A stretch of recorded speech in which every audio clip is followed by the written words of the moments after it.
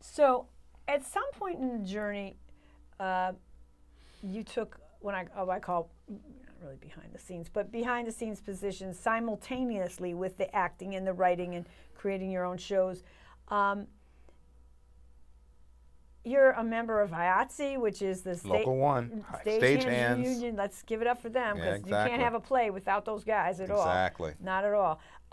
So how did that like fall in your lap? Did you know a guy that knew That's a guy exactly that a what family? happened. Because you know families, I meet people that their dads did it, their kids do it. Right. So how did it happen, and was it a fluke? And It was a total fluke. I mean, it's absolutely. a good survival job. It's, though, it's right? a great survival job. It's a great career. Uh-huh. It fell in my lap. I was directing. I was trying to be a director, writer, performer, and I directed 3 shows up in repertory up in the Catskills. So when I came back, things were really slow.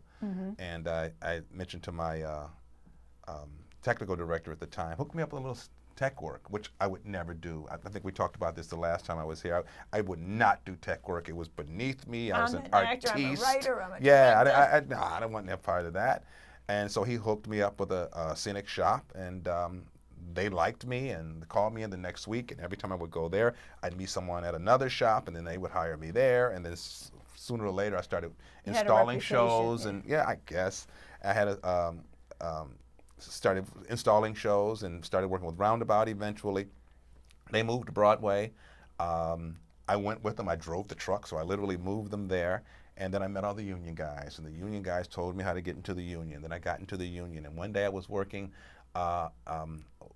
My Fair Lady with Richard Chamberlain on Broadway, and one of the guys there that worked electric said, "You like Letterman? I can get you on."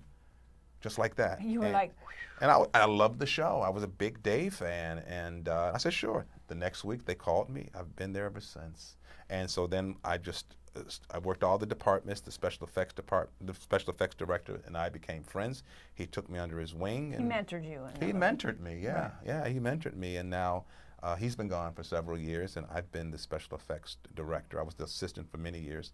And then I was the assistant at NBC at the same time, doing SNL, doing Conan O'Brien, doing Rosie O'Donnell,